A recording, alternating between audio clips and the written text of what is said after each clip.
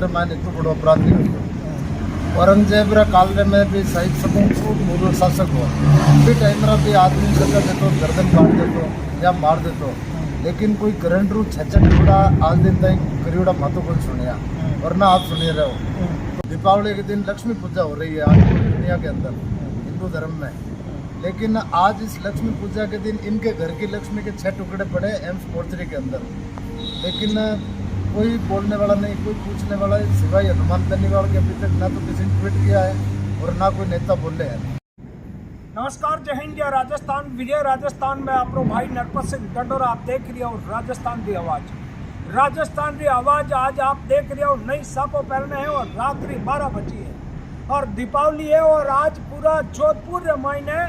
जोधपुर लोग दीपावली मना रही है, फटाका फोड़ रहा है, खुशी मना रहा है, परंतु आज राजस्थान की आवाज़ रे सापों तक नहीं पहने है क्योंकि जोधपुर रामायण है एक घटनाक्रम भी है, अमानवीय तरीकों एक हत्या भी है। फिर हत्या रे लेपरा और अब इनरा जगह अनिता जी रा पति है वे मनमोहन जी चौधरी मारे हाथ है और वे रामनारायण जी जिंदा छात्रावास है वटे रुकियोड़ा है, अट कहीं काम रुकिया है हाथ है। हिंदूवादी छवि रा नेता आरएलपी रा नेता संपत जी पोनिया है और युवा खड़ा है, इन्हों बातचीत करला संपत जी जोधपुर मायने जब अपना पंद्री भूमि अपना इतनी भूमि जोधपुर मायने इतनी बड़ी घटना होगी, एक महिला रा 4 टुकड़ा कर देवे और उन बाद रे मायने जब शासन प्रशासन आप की करे नो बर्ताव की कर दे दिया। नरपत सिंह जी 4 टुकड़ा नहीं बल्कि 6 टुकड़ा करिया है, कटरों काट, और वो बहुत ही बड़ो एक एड़ो जघन्य अपराध है कि शायद इन दशक रो सबों बड़ो अपराध हुआ 10 साल रे मायने भारत रे मायने इतना बड़ो अपराध नहीं हुआ। औरंगजेब रे काल रे में भी शायद सबों खूब मुगल शासक हो भी टाइम रा भी आदमी सजा देतो गर्दन काट देतो या मार देतो, लेकिन कोई करंट रू छचन टुकड़ा आज दिन तक करीड़ा मातो को सुनिया और ना आप सुनिए रहे हो।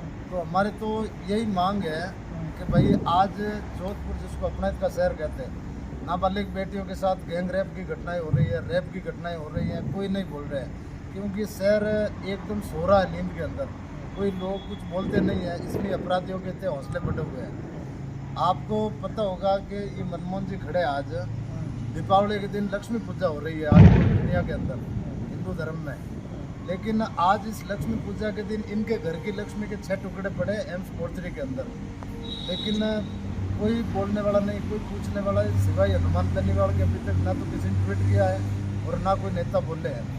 तो हम लोग तो इस चीज़ को लेकर आज हम भी दीपावली नहीं मना रहे हैं। कैसे मनाए दीपावली जब एक बहन की बॉडी मोर्चरी में पड़ी है, उस परिवार को कोई पूछने वाला नहीं है। जब 27 तारीख की घटना है, 27 तारीख को अनिता जी को टैक्सी में बैठा के षड्यंत्रपूर्ण बुलाया, उससे पहले जो हत्यारा है गुलामुद्दीन नाम है, उसने वहाँ पे जेसीबी बुला के खड्डा खोद दिया, इनको बुला के साइड जब बॉडी देखी थी तो बॉडी के अलग अलग टुकड़े हैं, सर पे यहाँ पे लगी हुई छोड़ दी, कोई लगी है या सरिये से मारी होगी। उसके बाद में वो बेहोश या मूर्छित हो गई होगी और जो इलेक्ट्रिक ग्राइंडर है, ग्राइंडर से उनके 6 टुकड़े कर दिए अलग अलग, फिर उस 10 फीट खड्डे के अंदर ले जाके बोरों में भर के डाल दिया। 3 दिन तक पुलिस कुछ नहीं करती रही। जो एसएचओ है, एसएचओ जो केंद्रीय मंत्री का स्वगोत्री है, तो उसको पता है कि मुझे कुछ नहीं करना है। टैक्सी के 750 कैमरे लगे आज जोधपुर के अंदर अभय कमांड के, लेकिन पुलिस ने कुछ नहीं किया। मनमोहन सिंह जी ने अपने स्तर पे पता किया कि भाई टैक्सी में गई थी, टैक्सी के नंबर नहीं मिले, तो इन्होंने एक टैक्सी वाले को पूछा, उसने बताया। वो टैक्सी वाला जब पुलिस को साथ में लेके गए और मौका बताया, तो वहाँ पे इस गुलामुद्दीन की जो पत्नी थी वहाँ मिली, उसके हाथ में अनिता जी की अंगूठी पहनी हुई। फिर पुलिस ने उसको सख्ताई से पूछताछ की तो उसने वो खड्डा बताया कि इस खड्डे के अंदर अनिता जी को मार के गाड़ा है। जैसे भी बुला के सब बाहर निकाला, एम्स हॉस्पिटल मोर्चरी में लेके आ गए। रात को हम लोग वहीं पे थे, पुलिस के अधिकारी आए, फॉर्मेलिटी करते रहे। सुबह जब धरने का प्रोग्राम रखा था कि यहाँ बैठ के अपन मांग करेंगे हत्यारे को गिरफ्तार किया जाए, बाकी मांगे बाद की बात है, तो हमें भी एम्स के अंदर नहीं घुसने दिया। 6 गेट है, 6 के 6 लॉक कर दिए, सिक्योरिटी टाइट कर दी। आज आपको पता ही है कि जोधपुर के अंदर कमिश्नरेट में कोई भी ऐसी अप्रिय घटना होती है तो ईस्ट में जितने भी अगर कोई मर्डर हो जो भी हो तो गांधी अस्पताल मोर्चरी में ले जाते हैं और वेस्ट के अंदर मथुरा दास में, लेकिन यहाँ से जानबूझ के मामले को दबाने के लिए एम्स के अंदर लेके गए। अब एम्स के अंदर वहाँ पे अंदर घुसने नहीं दिया और ये राहुल से ज़बरदस्ती साइन करवा रहे हैं कि तू साइन कर और पोस्टमार्टम करवा ले। हम लोग गए, हमने कहा भाई क्यों कराएं, लेकिन वो नहीं माने। तो वहाँ पे शारदा जी चौधरी वगैरह महिलाएं भी थी और यहाँ पे आ गए हम लोग गाड़ी लेके। तो फिर पुलिस वाला ने कहा कि FIR दर्ज कराओ आप, तो पुलिस भी दर्ज करवा दी। तो FIR दर्ज नहीं हुई तो ज़बरदस्ती पहले पोस्टमार्टम क्यों करवा रहे थे। जब यहाँ पे FIR दी उसके बाद में यहाँ पे आए कि भाई चलो मौका मुआवना करवा दो। अब जब मुलजिम में गिरफ्तार नहीं हुआ तो किस चीज़ का PM करवाएं, किस चीज़ का मौका मुआवना करवाएं। हमने कहा IO कौन है, बोले ये सरदारपुर SHO जो 3 दिन से सो रहा था कुंभकर्णी नींद में, उस अधिकारी से क्यों जांच करवाएं। हमने कहा कि ये मामला बहुत ही संवेदनशील है, अपने स्तर पे कुछ लोगों ने बताया। और जो राहुल है ये भी कह रहा था कि मम्मी ने कहा था कि बहुत बड़े अपने पैसे आने वाले हैं, कुछ होता हुआ होगा प्रॉपर्टी का, उसके चक्कर में इनका वहाँ बुला के मर्डर कर दिया। तो हमने कहा इस SHO से जांच नहीं करवानी है, क्योंकि इसके पीछे सरदारपुरा का एक बहुत ही बड़ा 1000-1500 करोड़ की पार्टी है, प्रॉपर्टी डीलर है, उसके इशारे पे ये काम हुआ है ऐसा सूत्र बता रहे हैं। उसकी DPS के पास एक निजी कॉलोनी भी कटी हुई है, तो उसने कई अवैध तरह की ऐसे गलत महिलाओं को रख रखा है, उनको मकान दिला रखा है। तो ऐसे आदमी का हाथ है, तो उसने ये इसलिए किया कि शायद किसी इसको सुपारी दी होगी। मनमोहन जी रात को थाने के अंदर गए थे तो वहाँ पे पुलिस वाले कुछ लोग आए बता रहे थे कि ये जो गुलामुद्दीन है इसके 8-10 चेक भी बाउंस हो रुके, 1 नंबर का कड़का था, कंगाल हो गया, इसका ऐसे छोटा मोटा काम था। तो ये सुपारी किलर के तौर पे इसने कोई सुपारी ली होगी और इसने ले जाके वहाँ पे कट्टर से काट के एक जघन्य अपराध को अंजाम दिया गया ताकि लोग हिंदू मुसलमान के चक्कर में उलझ जाए और मामला पीछे कुछ और ही है। अभी पुलिस ने बता रहे हैं कि किसी एक बनाड़ के किसी आदमी को राउंड अप किया है, उसका नाम तो हम अभी नहीं बताएंगे जब तक प्रमाणित नहीं हो जाता, लेकिन बहुत ही बड़ा षड्यंत्र है। इस षड्यंत्र का खुलासा करवाने के लिए मुलजिमों को गिरफ्तार करवा के संपत्ति इतनी बड़ी घटना आप जोधपुर में कई लंबे समय हो, आप प्रसंग के राजनीति में हो, हमेशा समाज के वास्ते जब भी जरूरत पड़ो आप अग्रणी भूमिका में रहो, इतनी बड़ी घटना आपके नजर में आपने की कभी सुनी नहीं। हमने तो कहना तो दूर की बात है, हमारे कोई पूर्वजों ने भी नहीं बताई कि इतना एक महिला को, जैसे उदयपुर में कन्हैयालाल हत्याकांड हुआ था तो आपस में आदमियों की तो मौत भी होती है, मर्डर भाई भाई में भी हो जाते हैं, लेकिन एक महिला के साथ आज दीपावली के दिन दुनिया पूज रही है लक्ष्मी को, और इतनी महिला को इस जघन्य तरीके से 6 जगह से काट के अलग अलग टुकड़े कर दिए, ऐसा कभी सुना नहीं था।